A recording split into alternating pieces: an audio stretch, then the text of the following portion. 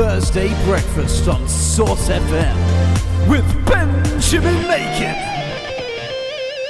Woo! Well, good morning, people. Thank you very much indeed for joining me today on your Thursday morning breakfast show here on Source FM. This show, as always, is brought to you by the University of Exeter. I'm Ben Makin. I'm delighted that you could join me this morning. Now, before I get started and before I introduce my very special guests for the day, I do have a birthday message. A very happy birthday to Jessica from the ESI today. And I do actually have a song for you. Okay, this song was, well, let's just say it was requested by your very good friends Ruth and Flo, so I think you're going to enjoy that. I'm going to get that on very shortly. But what have we got for you today? Got a bit of a nice little mix of different topics for you today, actually. So we're going to have Anna Smith, film critic for the BBC, Metro newspaper and others on the show, alongside historian Duncan Barrett, chatting about the new film, The Guernsey Literary and Potato Peel Pie Society. You might have already seen that. If you haven't seen that and you don't know what I'm talking about, that might sound a bit odd. More on that a bit later, though. Don't worry about that. We also have the fantastic Professor Justin Marshall from the University of Queensland on the show a bit later, talking about his research. Now, this is absolutely fascinating. He focuses on the way that other animals, are perceiving the world, sensory biology. I think this is really fascinating. So if you've ever sat down and thought, you know what, I really want to know how that bird over there is seeing and experiencing the world, or that dog, or whatever it is. If you've ever thought along those lines, well, you know, Justin is your man. He's also talking a little bit about a citizen science project that he's involved with called Coral Watch. So more on that later with Justin. Now, we also have Jen Wall of Barefoot Wines. She's actually the winemaker for Barefoot Wines. You might have seen these wines available, they're commonly available in pretty much any supermarket, actually. So quite a large company, taking the UK by storm a little bit. Jen is on the show today as the winemaker of Barefoot Wines to talk to us a little bit about food and wine pairing. So, you know, here we go. So you're going to learn some things today, I think. Number one thing that we're going to learn is what wine goes with a Cornish pasty. Yeah, I know. That's essential to know, isn't it? We'll be finding out about that from Jen a bit later. We also have the Deputy Chief Science Officer from the ABPI, the Association for the British Pharmaceutical Industry. That's Dr. Shuli Parkus, alongside the Head of Science Policy of the same organisation, Dr. Ali Hansford. And they're actually talking about a YouGov poll that was recently conducted on behalf of the ABPI, which is basically showing an overwhelming support for medical science research here in the UK. So they're going to be talking a little bit about the results from that survey that they've just got the results back for, and also about the kind of in more general terms, the future of medicine in the UK, and they talk us a little bit about kind of some of the latest, really cutting-edge medical research that's going on and medical breakthroughs. Interesting section, so I hope you're going to really enjoy that.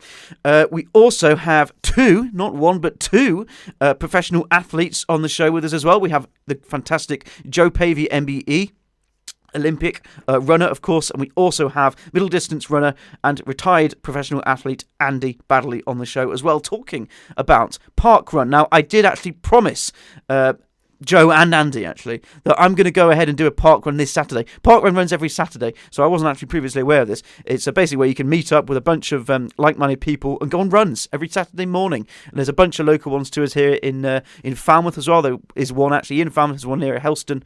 I believe there's one even up the Eden Project. There's a few. You can check them out anyway. More on that a bit later. But I have promised them that I'm going to do some running this weekend, so we'll see how that goes. You know, I might not be able to do next week's show now.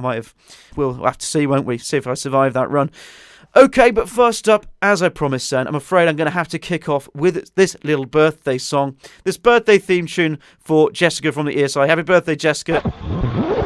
Okay, so we get started with the show then. So first up, I think, you know what, let's start off nice and active, shall we? Let's start with that park run interview. And this is with Joe Pavey, MBE, and Andy Baddeley. Both of those, of course, are professional athletes. And they're talking today all about park run and how you can get involved, should you wish to. Here it is. Hope you enjoy. Join me afterwards. Hi, I'm Joe Pavey and I'm a runner. Hi, I'm Andy Badley and I'm a retired professional athlete. Park Run is an absolute phenomenon. You've got 2.8 million runners taking part in a 5k run on a Saturday morning at 9 o'clock, and it's been a really positive thing. And what's so exciting about this study is done by Glasgow Caledonian University, and they spoke to 8,000 people who do Park Run and also use Strava, the social network app for athletes. and they found that people taking part in this were happier, more confident, more motivated, and just felt good about themselves. And like you rightly said, it's known that running can keep you fit and healthy, but this is all about how the social community of running is actually having such a positive impact on people's mental health and making them happier. But yeah, I recommend anyone to get along to their local park run. You know, you don't have to run it fast. Obviously, you can try and run it fast if you like, but it's all about getting along, running with thousands of other people, being part of that welcoming, supportive running community. And of course, people have also had benefits by joining Strava and tracking their runs on Strava. And again, that's being able to give other people encouragement, receive encouragement yourself. And what we're excited about is how positive it is to have the community of running and everyone being able to exercise in a supportive community fashion, really. Yeah, I think it's absolutely fantastic. And actually, I wasn't aware that we've got 3 local ones to us here, actually. So if people are listening and they fancy giving us a try, then there are ones we can do. There's one in Falmouth and Helston as well, so that's perfect for us here. So I just think it's great. I mean, I actually must admit to not really being I've heard the term before, but I wasn't really aware that it was, an every Saturday thing and just how many there were. It's fantastic that people can just jump straight in, really, and as you say, jump into that community. It sounds like a really worthwhile thing to do. And also, as you're saying, with the Strava tracking, I imagine that, I don't know what your thoughts on that would be, but I can imagine that being great for people's motivation. They can look at their progress, track their progress, see themselves improving. It sounds perfect. Yeah, I mean, that's part of what the study showed, actually, is how motivating it can be to both keep track of your progress, but also to be able to keep in touch with the rest of the running community who you might not be physically close to geographically, but you can Yes. you can still exchange tips and advice and commiserate on the weather's been pretty brutal, so there's probably been a lot of pretty tough runs, but also sort of be proud of the fact that you have got out and done some exercise, no matter how fast or how far, in the snow or the rain or the beautiful sunshine we had at the weekend. Yes, exactly. Braving the weather if it turns nasty. Quite lucky, actually, last weekend we caught some nice weather for once, didn't we? But straight back into the rain now. So yeah, British summertime's over, as unfortunately. Yep, 2 days in April. Yeah, exactly. That's it. That's all we get. I suppose we should be thankful for those 2 days, right? Exactly. Yeah, tough for the marathon runners though, wasn't it, unfortunately? But oh gosh, yes. still an amazing event. Yes, I think it's great that people, as you're saying, kind of regardless of the weather, it's just a great achievement for anyone, not just professional runners, but, just getting out there and just trying it. I think regardless of the weather, I think, I'm going to have to try my local one this Saturday. I've decided I'm going to go for it. I totally recommend it for anyone. Don't be daunted. You go along, even if you're a bit daunted, maybe go along and have a look and watch, and you'll realise what a welcoming, supportive environment it is. And obviously we're so grateful for all the volunteers that make it happen. But you can walk and jog and take as long as you like. You can walk the whole thing if you like, and you might find that you get excited and actually like tracking your progress and see your progress week after week. But afterwards, hang around, chat to other runners, share your experiences, and it will make you happier, definitely. And presumably as well, I mean, this is if anyone's listening and they're thinking perhaps, I'm not a great runner, but you seem to be saying here that actually all kind of abilities are welcome, and you don't have to, you don't even have to run the whole lot, I suppose. You can just join in. Oh, totally, 100%. That's what Parkrun's all about. It's about bringing the running community together, supporting each other, sharing experiences, and just having a great time while running and keeping active and being in contact with other runners and enjoying it as a community. That's really what it's all about. And first Park Run in 2004 started by Paul Sinton Hewitt, and it's just gone from strength to strength, and it's an absolute phenomenon, definitely. Fantastic. I'll be really interested to hear from both of you, really, what it is that kind of, obviously, both of you, very well known for your running, your professional running, but I'm just really interested to hear kind of what it was that kind of, what you love about running and what kind of drove you to kind of, dedicate so much time to it. There's loads of things that I loved about running. As a kid, I never thought about it as running. It was just being outside. Yeah. And I was constantly racing in the playground and all that sort of stuff. And then actually I wasn't very good at running either. When I was at school, there were plenty of other people at my school better than me. But then they all stopped running and I just kind of kept going, and by default then you end up being one of the better ones. Yes. But it's more that, for me, it's always been about the people. It's always been about my training partners, my coach. My coach is was the best man at my wedding. Godfather's one of my children. And those are the people that you spend all the time with, and the running community is incredibly inclusive.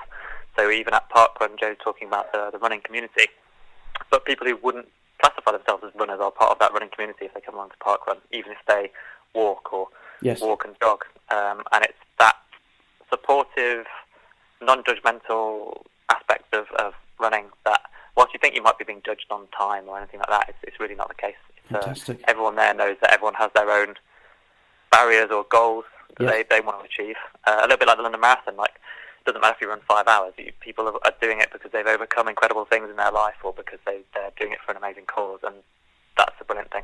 Fantastic. Well, thanks very much, Andy. Appreciate that. I totally agree with everything Andy's saying. It's all about the people and the community you're part of. And for me, I've always been passionate about running, and I've enjoyed aiming for goals, setting myself personal targets and aiming for that, which everyone can do in the running community. Everyone can have their own targets, and it's really fun to do that. And as a mum, I enjoy exercising my kids. My little boy would go on the bike, and my little girl was only 4, going on the back of my husband's bike, and she started following on her bike now. And Fantastic. being able to get out as a family, which of course you can do, all going to park run together, which is really a lot of fun. And and really my motivation I've really found has improved by how the social community of running is really going from strength to strength, whether that's through parkrun or Strava, but being able to interact so much more with other runners and have that social support is just so motivating, and it's definitely added a lot of motivation to me as I get older in my career. It's really sort of made me want to keep going, to be able to have all that social interaction with my running.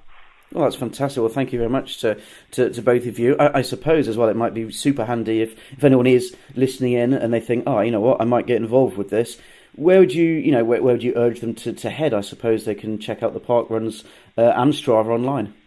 Yeah, definitely. Parkrun website, and find your local parkrun, or download the Strava app and join that community as well. But yeah, just get out there. I mean, parkrun is for everyone, and so is Strava, and both those things are really helping to improve people's social interaction through their running, and it's been proven people are getting happier, which is really great. Yeah, fantastic. Well, it sounds like a totally worthwhile thing to do, not only for, as you were saying there, not only for physical health benefits, but also if it's going to make you feel happier, then, well, sounds great to me. Why not do it? So I suppose, well, thanks very much indeed to both of you for chatting today. And if there is anything that you would like to add, then please go ahead. But I also have a final question for you both, and this, I'm afraid this is a bit of a silly question, but I was wondering if you had any favourite songs that I could play for you at all on the show. Particularly, right, I don't know if you listen to music whilst running or whilst training or anything like that. If you have any kind of theme tunes in mind, I'd love to play something for you. If you've got something off the top of your head. Yeah. Dancing on the Ceiling. Yeah, I'd say anything by you two, maybe Beautiful Day or something uplifting like that, one of the uplifting ones. Get people happy. Yeah, that's it. 2 cracking choices. Absolutely brilliant. Yeah, nice. I'll get those on. Well, thanks so much to both of you. Thank you. Anything that you'd like to add, or is that okay your end?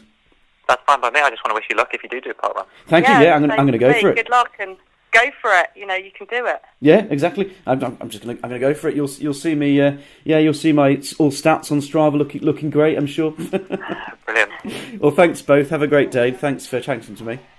Yeah, thanks for having us. Thank you. Thanks.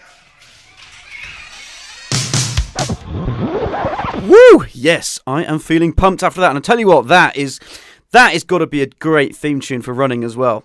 So I think, well, thank you, Andy. I know that he chose that one, so that's fantastic. And thank you also to Joe Pavey, of course. We shall be getting a bit of you two on very shortly, as requested. It is only fair, of course. That's fantastic. Thanks to both of you for coming on the show. Next up, then, let's take a delve into the world of medicine, shall we? So this is with this interview with Dr. Shirley Purkis, who is the Deputy Chief Science Officer of the ABPI, the Association for the British Pharmaceutical Industry, and Dr. Ali Hansford, Head of Science Policy, also from the ABPI. Now, actually very interesting, because today, actually, they're having a conference. The ABPI annual conference takes place today. So we do mention this and talk a little bit about this as well. So I spoke to both of these fantastic speakers earlier in the week. So we're going to learn a little bit about this these results from this YouGov poll, which was conducted on behalf of the ABPI. basically showing that there's overwhelming support for medical science research here in the UK, which is encouraging. And also, they're going to talk to us a little bit about their future, their kind of imagination of the future of medicine, and also what's going on at the kind of cutting edge of kind of medical research. So I hope you enjoy this. Do stay with me. There's more fantastic requests coming up as well, actually. I'm not going to lie, but Dr. Porkus and Dr. Hansford, they clearly have a fantastic taste in music. You're going to find out what they request very soon. If you've got any requests, of course, I'll be delighted to play them. As always, you can just message me on the Source FM Facebook page, on the show Facebook page if you want. You can just find me at Ben's Breakfast Show, or you can just text me directly on 07860 670 917. No requests denied, okay? Promise. Right, enjoy this section. I'm Dr. Shirley Porkess, and I'm the Deputy Chief Scientific Officer at the Association for the British Pharmaceutical Industry, or ABPI. And I am Dr. Ali Hansford, and I am the Head of Science Policy at the same organisation. Fantastic. Well, a very warm welcome to you both. Thanks for joining us today. I'd actually really like to get started straight onto this poll, actually, that YouGov have recently produced on behalf of the ABPI, looking actually at, well, really the public's attitude here in the UK to research, medical research. And actually, it's looking extremely encouraging, isn't it? Yeah, absolutely. The poll has shown us some really exciting and interesting results. And the main results it's showing us is that the UK and the Southwest as well, in particular, are incredibly proud of the innovation and the medicines discovery and all the research and development that we have going on in the UK, and that a lot of people want to see this continue into the future. It's also showing, as you mentioned, that a really large proportion, so 2/3 of people in the Southwest are willing to donate their healthcare data to the NHS to be used to advance medical research. And just over half are willing to donate their DNA information and also actually their organs as well. So this is really showing us that the public are understanding the benefits of donating such things to advance medicines discovery and speed up diagnosis. And it's great news. I mean, I think we're at a particularly exciting time for medicine, I suppose, as well, aren't we? I mean, with the advent of things like genetic medicine and, the continually, the continually increasing ease at which we can actually sequence genomes and things. Absolutely. That's a great example of a technology that over time has become quicker, easier, faster, cheaper, and it's really leading to kind of great leaps forward in learning information that we never would have learned if we don't compile this information together from lots of patients. So one specific example from is the 100,000 Genomes Project, which they've just managed now to sequence 50,000 genomes. This is taking cancer patients and patients with rare diseases and looking at their whole genetic makeup, and it's really leading to discovering new potential drug targets. It's also helping lead to earlier diagnosis in cancer patients and patients with rare diseases. So it's happening already. But yes, this is a definite movement in terms of really growing the capacity to do this in the UK. And also what we need to do that is it's no use having this technology and this infrastructure unless we've got the patients on board in terms of their understanding and their willingness to take part. Oh, that's fantastic. We spoke to Professor Sir John Byrne actually on the show previously about the 100,000 Genomes Project. Really, it sounds like really exciting stuff. Of course, I should say I'm absolutely no expert at all in the area, but I think it's really exciting stuff. And I think probably important, if you don't mind, if we could kind of take a little. Take a little think about, why is it important? Because, of course, this poll is looking very encouraging, and people, the majority of people are saying, okay, yes, I will. I'd be happy to donate blood and DNA and my personal data surrounding those to research. But I suppose it might be nice to think about why that's actually so important and so necessary in the first place. I mean, I know you've kind of already touched on that a bit. Maybe if I can provide a perspective here. I think what this poll shows us is that people are absolutely willing to get involved. Yes. As we've heard, we can collect information, the genetic information, but what sharing healthcare data can also give researchers information on how people, what illnesses they have during their life. So as the NHS, we have the potential to have information on people's illnesses and their health throughout their life from birth all the way through, and actually being able to combine data from different sources. So knowing genetic data, knowing what's happened through someone's life with their illnesses will help us to look for new patterns of disease and therefore look for different ways to treat it. And that potential of combining the different types of data is huge. As you were saying, the poll is actually an extremely encouraging start, and I suppose if that is reflective of the kind of wider UK population, then I assume that's fantastic news for medicine here in the UK. Yeah, it really is. I mean, we've seen a kind of gradual shift in patient understanding and patient involvement, but this is really kind of showing us that this is kind of ramping up now, and patients are really getting it and understanding and wanting to be involved.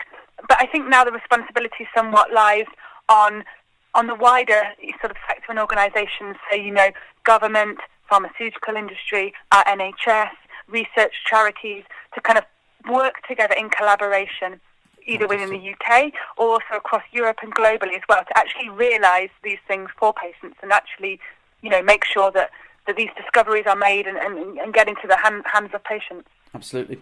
And I believe as well we're actually, having this discussion, which is fantastic, ahead of your annual conference, the ABPI annual conference, which I believe is on Thursday. Is that right?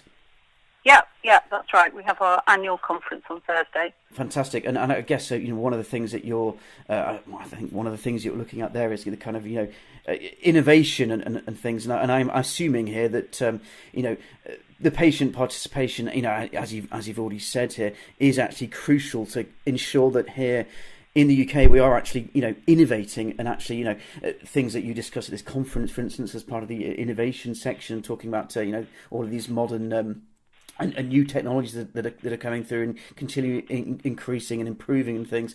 But I suppose, as you're saying, it's absolutely essential that we have that participation in the first place to enable that to keep rolling forward. Absolutely, and we're building from a really good place. And the UK, in England, with the NHS, there's a research part of the NHS, the National Institute for Health Research, who have set up ways of working to make it easier and faster to do clinical research in the UK. And in fact, over 650,000 people took part in clinical research in England last year. So that's getting involved in research and proactively sharing their experiences on different types of treatments to enable us to understand better how to develop new treatments. And so we're building from a really good place and on a really solid background of world-class universities. The medical research charity sector in the UK is absolutely fantastic. And we have a wide range of companies, from big multinational companies to small startup companies, and all working together collaboratively. So I think that, it's a positive time and we need to build on this. Fantastic. I suppose as well, I'd really like to ask you both, really, if people are listening in and are thinking, I'm in total agreement here. I well and truly do support medical advances here in the UK, or even perhaps if they're not convinced at all. I was just wondering if there's somewhere we could kind of send people like that to start kind of thinking about it a little bit more. Is there any way that you'd recommend that actually look for a bit more information about this? Yeah, absolutely. So if people want some more information on the pharmaceutical industry and the kind of process of research and development and how a drug is made, they can go to our website, which is abpi.org.uk. And then a couple of great websites for understanding patient data is a website called Understanding Patient Data, which is by the Wellcome Trust. And this is a great website which explains about how to consent for giving your data, how it's collected and used responsibly, and the value of doing such. And also the NIHR, which Shirley mentioned, is the really go-to place to go if you're interested either as a patient or as a healthy volunteer to actually get involved in clinical research and clinical trials. So there's just a few sort of different suggestions there. Fantastic. No, thanks very much. I appreciate that. We'll make sure we share these links for people as well across our social media. And I suppose as well, I was hoping that we could just head towards closing up. And please, at any point, if there is anything that you'd like to add, then please do go ahead, and please feel very welcome to interrupt and just say whatever you want. But I was hoping we could kind of finish on a bit of a kind of I don't know. I suppose, if you'd excuse me, kind of getting a bit more, well, I don't know, philosophical, I suppose. But I was just wondering, kind of in an ideal world, right? If everybody went ahead and did actually, jump straight on board with all of this, and even, going further, because I think one of the things which I've heard some researchers talk about is the kind of the advent of this of genetic medicine, and obviously it's becoming a much larger area. But I suppose if people did go ahead, and even if everybody in the UK, like in an ideal world, if everybody in the UK kind of sequenced their genomes, even, and if this information was all readily available, can you imagine any kind of other kind of benefits that would bring us? I mean, people here in this survey are saying some of the top things that people would like to see a cure for, and I guess it comes as no surprise. Overwhelmingly is cancer, of course, and then Alzheimer's coming in second, I can see here, and aging and all things like this. But all of these kind of medical advances sound sort of still in the realms of sci-fi. But can you imagine in an ideal world in which we actually do get close to solving issues like this? So I think every piece of information we have is helpful, and I think as you said, if you have lots of people or even all people having their information together, that will be an incredibly useful resource for us. Some of the issues that people want to see addressed, absolutely, we have world-class researchers working on them in universities, in companies, in the medical research charities to work to look for those cures. And the more information we can get on either how diseases are, what causes a disease, or what effects potentially treatments could have on the disease, that's all useful information, and scientists need to look at that information and then share ideas with each other and collaborate in order to say, okay, well, what do we take forward? And actually, maybe there will be ideas that people have that then we find don't work, and that's the nature of science. Yes.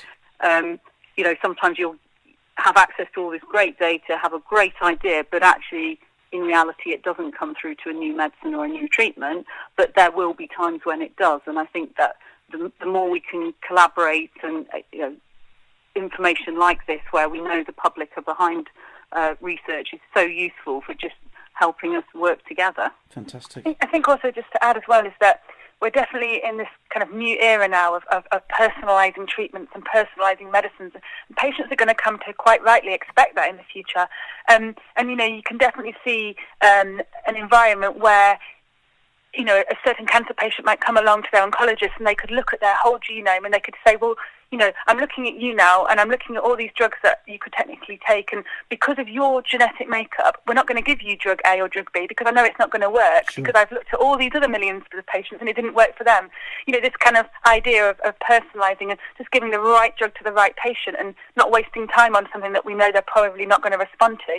Then equally on the flip side, going, but I am going to give you this one because I think you're going to respond really well. And so, that kind of having much better forward view as to what drugs will and won't work, I think it will really help patient-doctor relationships and care planning. Brilliant. Well, thank you so much indeed for both of you for coming on the show, and thanks for taking the time to answer that last question there as well. I will let you go now. Just if there's anything at all that you'd like to add at all, please do. Otherwise, I would also like to give you a very quick song request. Have you got any songs off the top of your head? And I know this is a bit of a silly question, a bit of a different note now, but if you've got any favourite songs, can I play anything for you? Can you play Proud Mary by Tina Turner? It's my favourite song. I absolutely can, absolutely. Anything else at all for you both? Or no, that's it, thank you. Okay, excellent. Thanks so much for your time. Thanks for chatting to me. Thank you. Thank you very much. Nice. What a storming request there from Dr. Porcus and Dr. Hansford. I think that's fantastic. Well, thank you very much to both of those fantastic scientists for coming on the show, both from the ABPI, of course, from the Association for the British Pharmaceutical Industry. Now, we also had Professor Sir John Byrne on the show previously, as I mentioned there, so they were talking a little bit about the 100,000 Genomes Project. So if you want to learn a bit more about that, And you can listen to one of our older shows and listen to Professor Sir John Byrne explain that. I think that's a really fascinating interview as well. I'm delighted to have John on the show previously. OK, well, coming up next then, I think it's about time that we heard from film critic Anna Smith alongside historian Duncan Barrett, and they're chatting about the brand new film, The Guernsey Literary and Potato Peel Pie Society. Let's get them on. Enjoy. I'm Anna Smith. I'm a film critic for the BBC, Metro newspaper and others. I'm Duncan Barrett. I'm a historian and author, and the author of the book Hitler's British Isles, the real story of the occupied Channel Islands. Fantastic. Well, a very warm welcome to both of you. Thanks very much for joining us today. Just released this brand new film, actually, the Guernsey Literary and Potato Peel Pie Society, which I suppose, when you first hear about the title of this film, and if you're kind of not familiar with the background, which actually I must admit I wasn't particularly.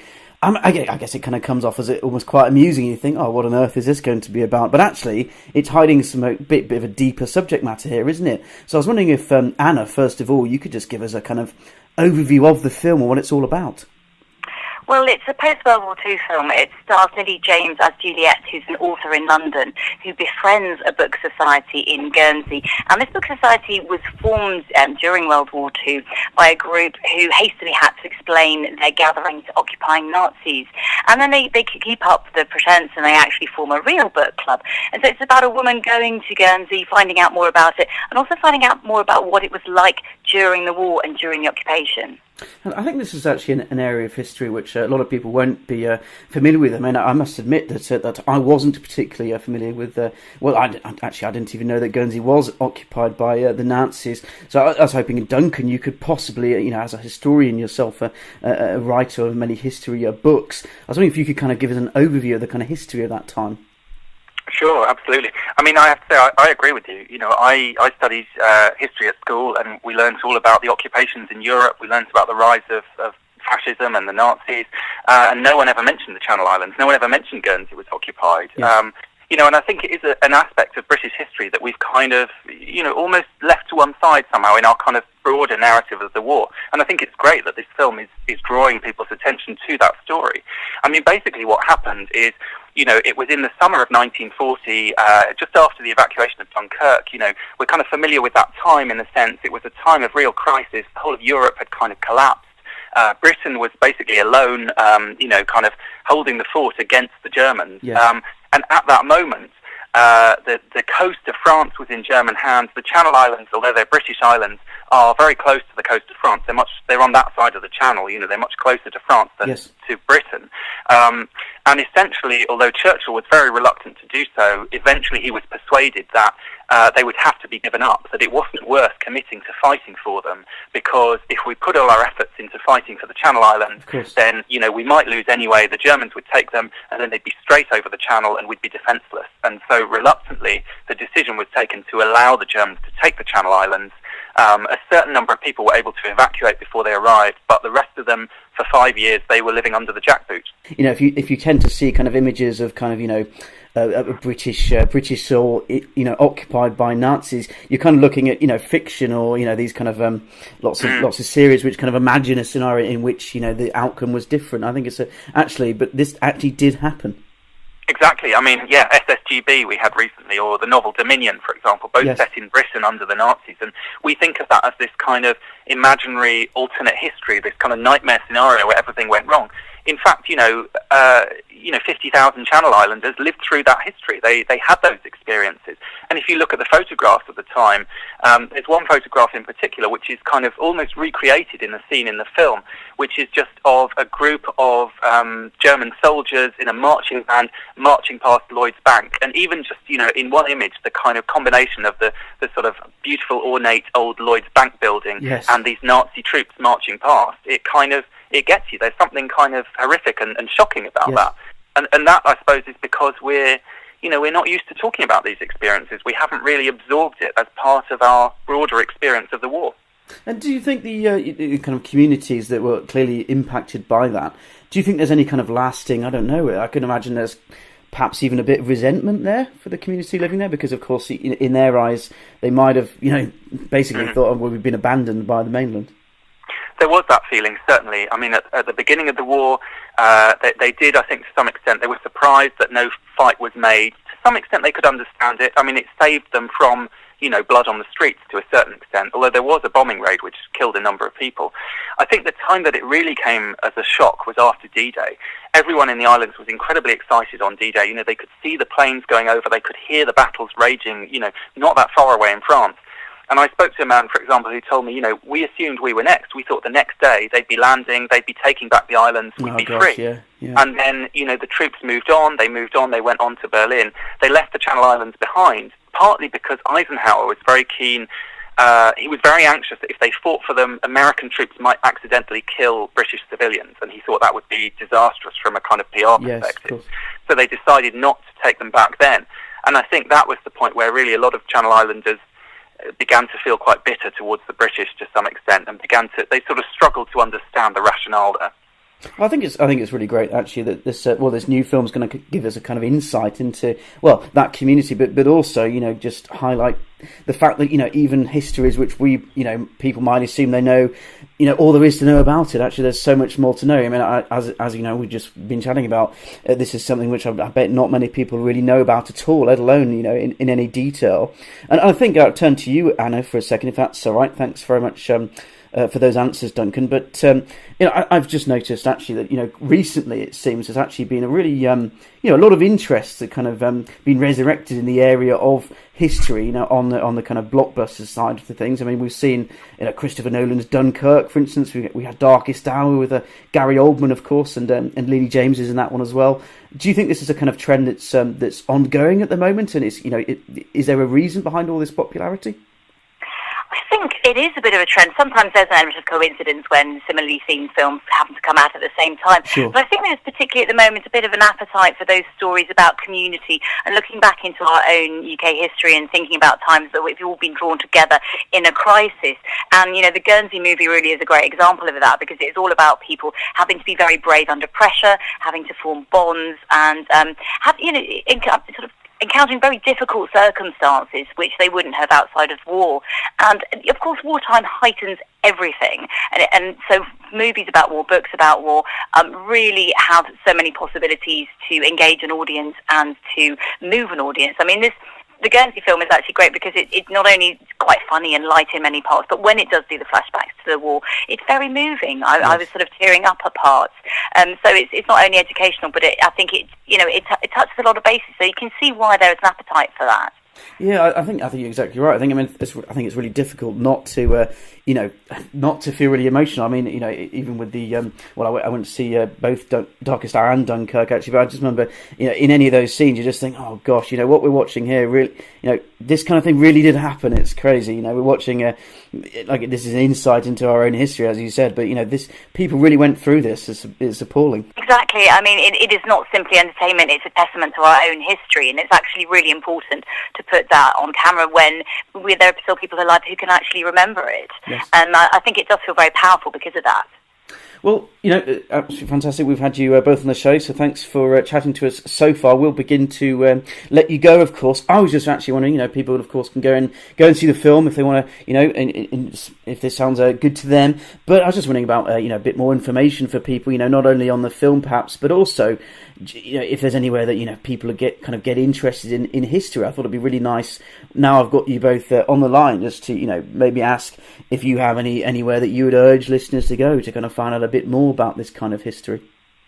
Well, I think if you go to visitguernsey.com, it tells you a lot about flights to Guernsey, but also about the history and about what you can visit in the real sites, which Duncan, I think, can touch on more. Fantastic. Yeah, absolutely. I mean, Guernsey has a whole tourist industry built around the occupation, partly because the kind of remnants of occupation, the bunkers, the kind of fortifications, the observation towers are all still there pretty much. I mean, they've got these beautiful beaches, this wonderful landscape, but they've also got these kind of relics of occupation that you can go and you can tour and you can learn about. And certainly Visit Guernsey would be the place to find out about some of those kind of experiences. Fantastic, yeah. So people, that sounds actually really nice, because people not only can see the film and get that kind of insight, but of course by definition it's a sort of fiction. But you can actually go there and kind of experience one of those places for yourself. I think that would be perfect for anyone interested in that kind of history. Definitely, totally agree. Well, thank you very much to both of you. I shall let you go now. One last thing though, if there is anything that you would like to add, please do feel most welcome to now.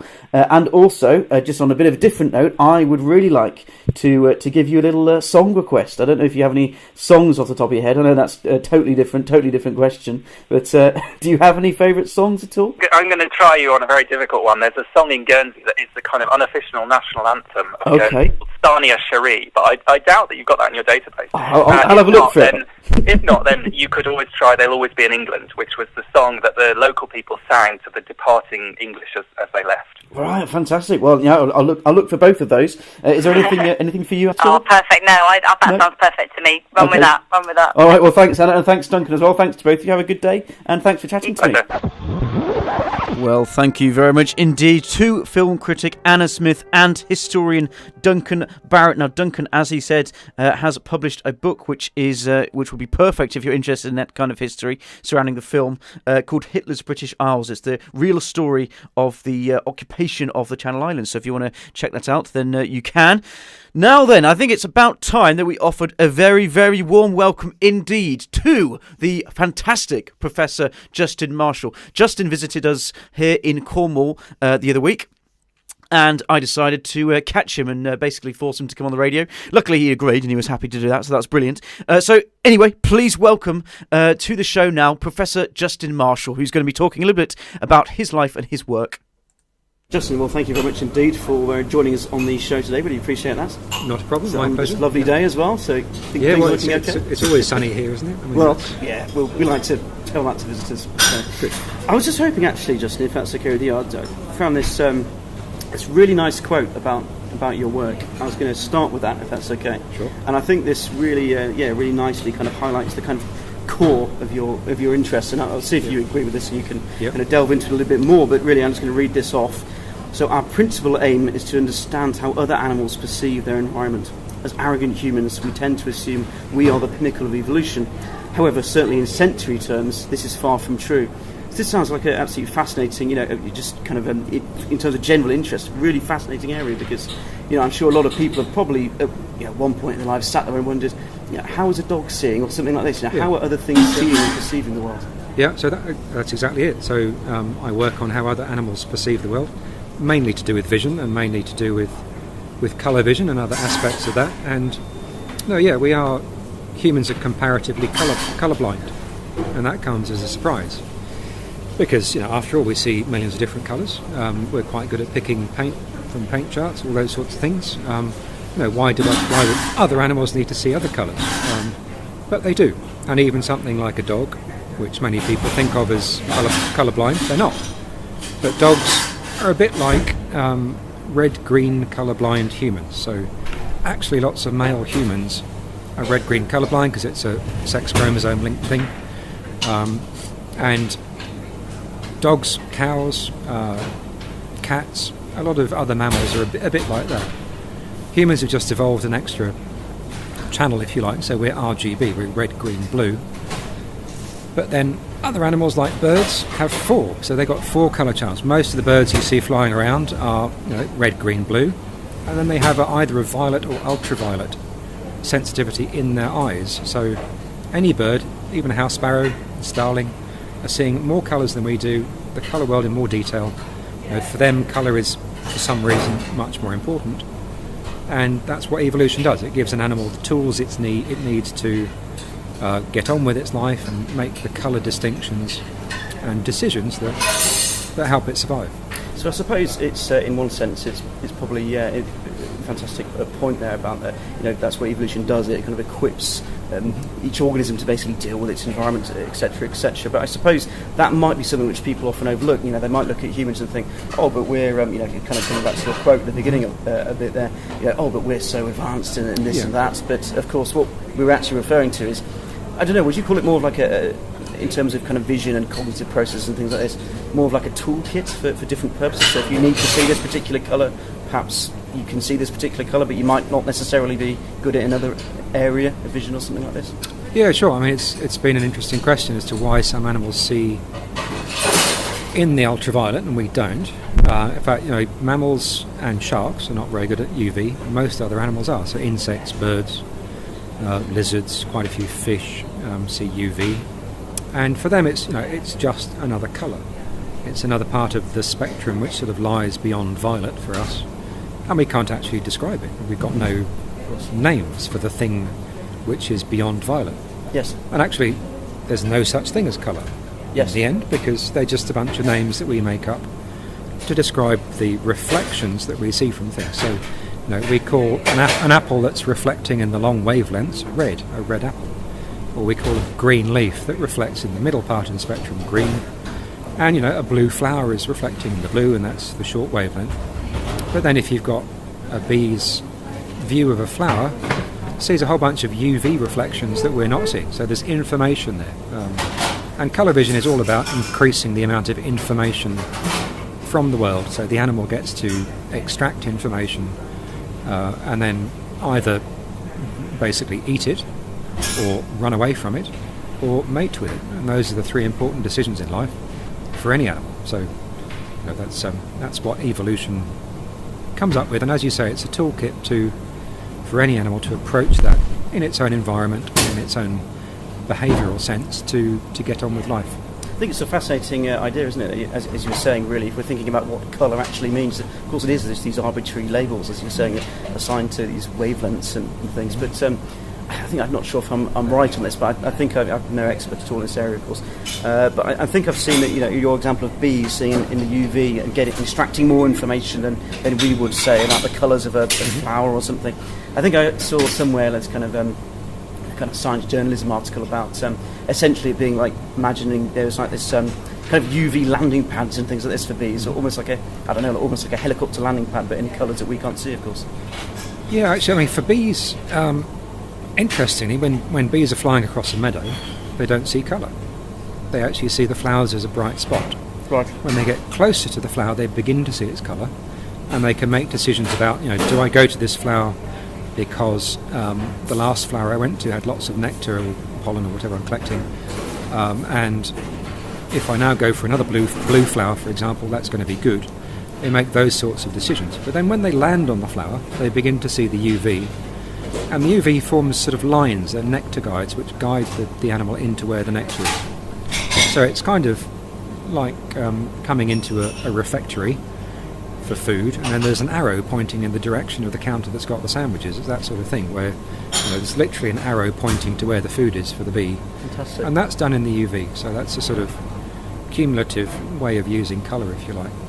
And I believe going on to turning to the mantis shrimps, of course, which you do a lot of work with. I think there's also other properties of light, aren't they, which organisms can utilise, like polarisation, which I think is quite amazing to think that animals doing that. Yeah. So mantis shrimps are an endless source of wonder and confusion. So mantis shrimps have 12 channels of colour, 4 times as many as we do. Why? Still don't really know. They also have this thing called polarisation vision, which we do that sometimes when we put on polarising sunglasses. So if you're in a boat, you'll quite often use polarising sunglasses to remove the glare off the ocean. Or if you drive long distances, you might use polarising sunglasses to remove the glare from the road, because anything that's reflected, when light becomes reflected, it becomes horizontally polarised if the object's horizontal, and therefore you can use a vertical polarising filter to remove that without removing all the light. So you remove the glare, you don't remove, the whole world doesn't go black, you just don't see the distraction or the bright glare off the object. That's really the only way that we use polarised light normally. We do actually use polarised light in technology for writing data on disks for computers, on cameras for spotting the ripeness of apples, cameras for spotting cancerous cells in skin, or colon cancer, for example. The cells that make the cancer cause the tissue to reflect polarised light in a different way. And we're now actually using mantis shrimp technology to help with cancer detection. So this is an application, if you like, of this rather esoteric research and this rather weird little shrimp that lives in the ocean. You think, why are the scientists wasting our money on that? Well, we're using mantis shrimps to help detect cancer, to redesign satellites, to help with data storage on computers, and now for GPS-free navigation. So an animal that's in the world has been doing a bunch of stuff for 400 million years. It's time we started to learn from it.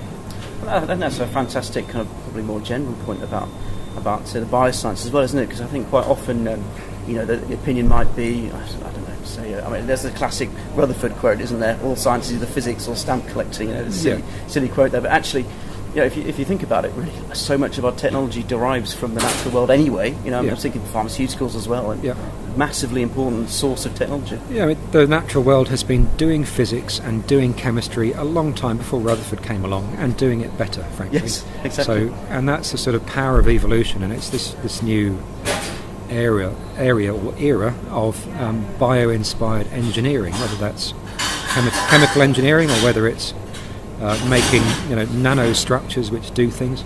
I've just been at a conference in Cambridge where people were very interested in butterfly colours for cosmetics, or they were very interested in beetle colours for paint. And these are things that we learn from nature. We learn how nature does things, and we can then help things in our own world. I do it because I'm interested in the animal. I love the science, I love the biology, I love the mantis shrimp, and it's great that there are some offshoots, but I don't go into the science to solve the problem. I do it because I like it. And it's great that there are problems that can be solved with it, but if there weren't, so what? You know what's really interesting? I think every guest we've had on the show actually so far, every scientist who's very kindly spoken for us, has said exactly the same thing about the reason behind them doing the work in the first place. It's always, without fail, because I love it. It's not because I need to solve this particular issue or whatever. I mean, obviously, part of the sort of undercurrent of that discussion is making a jab at governments that want to fund more and more applied research. And this is completely stupid. I'm quite happy to say that to the face of any politician. In particular in Australia, our previous Prime Minister, Mr. Abbott, said he wasn't going to fund any science unless it was directly applied. What a stupid man, frankly. That's just awful, because if you look at the innovations in science, if you look at the problems that we have solved, almost all of those are nothing to do with giving someone some money to go out and solve the problem. Sure. They're giving someone some money to go out and look at stuff and then, I could solve the problem with this. Of course, penicillin is probably the greatest example of that, which was a completely haphazard discovery that has transformed our lives. Yes, and I can actually imagine it just being actually quite dangerous straight away, trying to actually determine what's applied and what isn't, just to start with. I mean, if you're kind of starting off with these prior questions, I can imagine you're going to run into difficulty straight away, let alone down the line. No, exactly. So it's really important to fund science in a way which is not end product derived. I mean, that's what industry does. They'll fund things to make a profit in something, and that's very much a business model. And business models for science, for research science, really don't work. I mean, it's nice that actually science is interacting with industry more, and that's a great relationship which is building up. But the two sides do need to have a mutual understanding that we may not be able to give you a profit margin in 2 or 3 years, but maybe in 20 years we can. So it's that sort of time difference, and also the biologist needs to understand, or the scientist needs to understand that yes, if this industry is giving me money, then I do need to not just go off and do my own thing and forget about it. It's, in a way, it's being guided towards an end goal rather than required to find that end goal in the first place. So I don't have any problem with explaining to people why my research might be useful to them. But if someone says to me, why are you doing that? Why is it useful for me? I find that immensely selfish. And usually I'll say it's got nothing to do with you. I do it because I love it. I work with Sir David Attenborough, who's a wonderful science communicator, and other documentary makers. And that's why I do it, because it's really fun to show people really cool things. And that's exactly what Sir David does. He shows people really cool things in the natural world, and that's why most of us do it, just because we're really fascinated with the world around us. Fantastic. I guess, that's a really nice point to get across to people, really. And thinking as well about kind of almost like a related point to make as well, and that's about there's been a lot of interest in this recently. I think this is absolutely fantastic. And again, this is kind of thoughts about how science should work, traditionally and things. And actually one kind of, well, I know it's not a recent development per se, but it is certainly gaining a lot of attention, and that's actually this citizen science, which I think is absolutely fantastic, that anybody can get involved with science. You don't have to be, by definition, a scientist. Yeah, that's right. And there's a lot of good examples of it, and in fact the first ever citizen science was in America, people bird watching. And the guys who were studying birds recognised that there weren't enough of them, and they couldn't be in enough places all at once to understand the nesting habits of the greater chickadee or whatever it was they were looking at. But they recognised there was a tremendous population of just interested amateur naturalists that could give them information. And with either very little training or no training at all, they could get information that was accurate. And suddenly you've got an army of observers out there helping you understand what's going on in nature. And isn't that great? You get data back from nature. You can put that into a science project. You can understand when nature's in danger, or when there's there's trends, or things are happening which otherwise you wouldn't notice. Yes. But then the flip side of that coin, of course, is it's not just a one-way street towards the scientist and towards the discovery and towards the publication. It helps the people that are actually doing it understand the necessity and the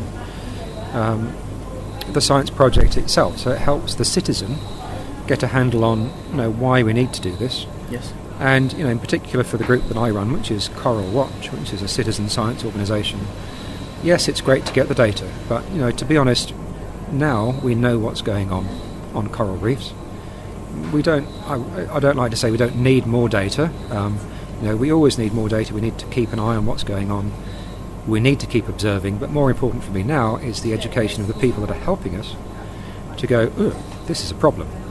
All right, there's a problem there. The scientists know that. I'm beginning to understand that. How do we fix that problem? And how do we fix that problem is what Coral Watch is mostly about now. So it's an educational as well as observational project, helping one person understand that yes, you can make a tremendous difference in renewable energies or use of plastics properly, or all of these things which are damaging our environment, which people tend to throw their arms in there and go, I can't possibly make a difference. Yes, of course you can. And it will actually help your bottom line. So the budget of a household is helped by having solar panels.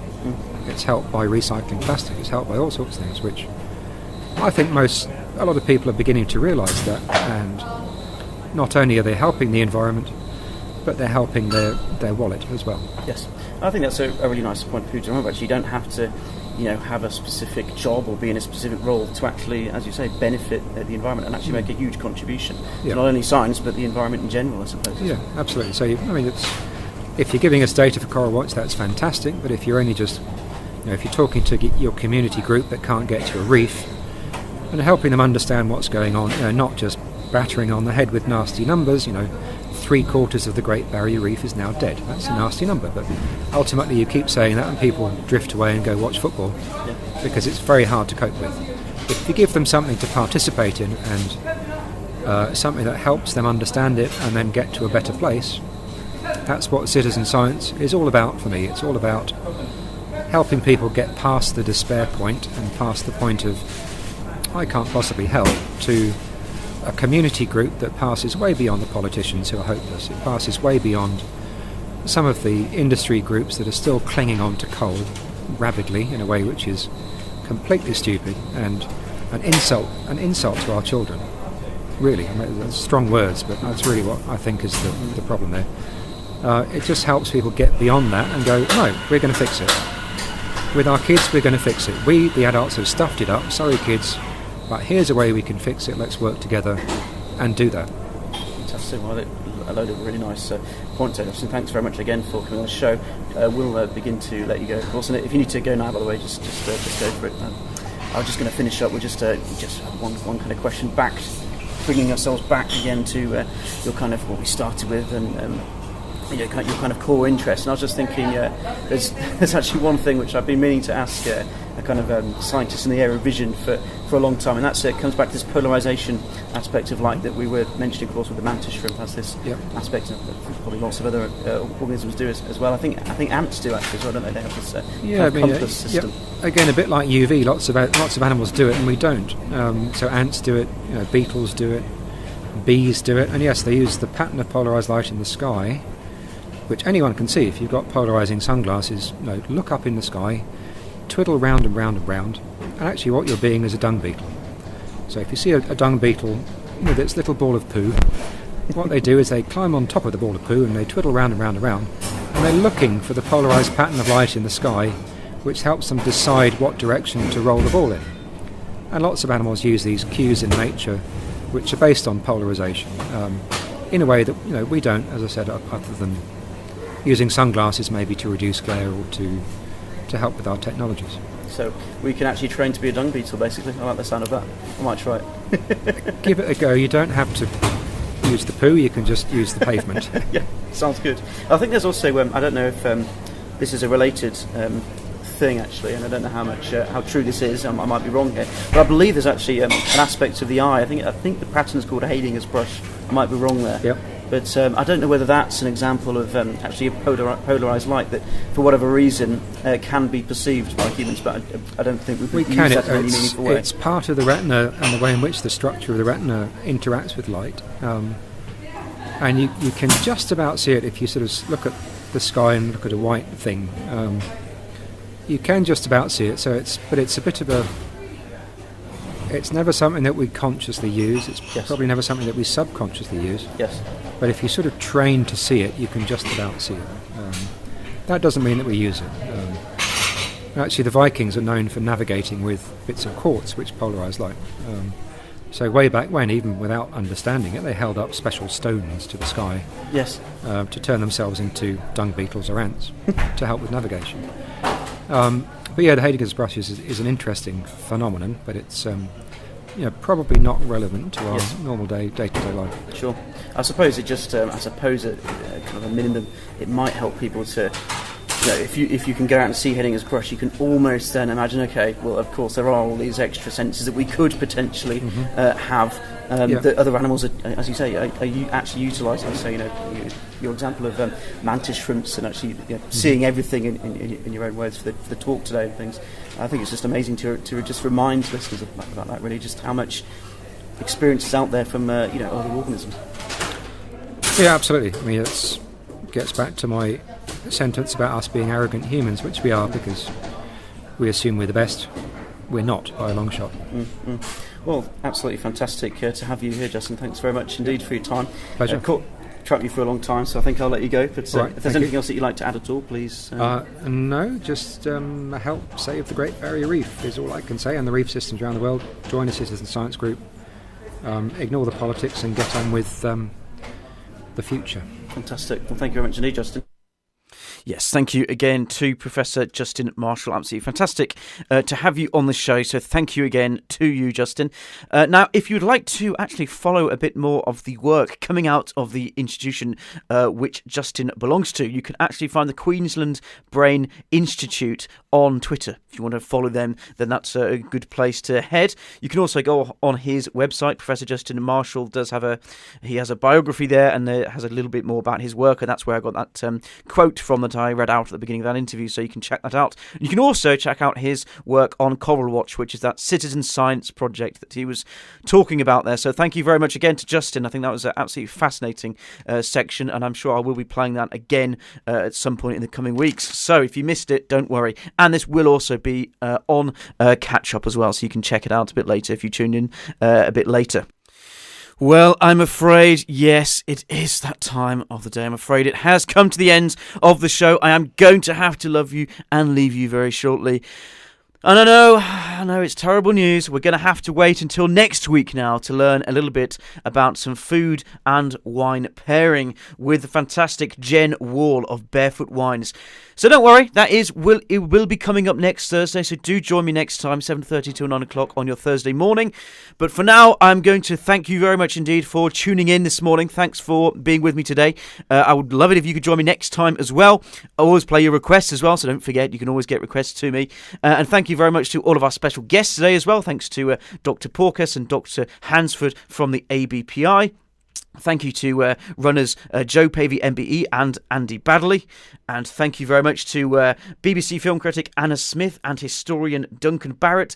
And thank you very much indeed to Professor Justin Marshall, who we heard from just now. And that's it from me for the day. So I'm going to leave you with a bit more music, I think. So this is a request that we didn't quite get on earlier after this interview, but I think it's time to get a bit of U2 on. Shall we do that? Yeah, let's do that. Coming up next is DJ Steve then, so do stay tuned to his here on Source FM. But thank you very much for joining me, and that's me done today.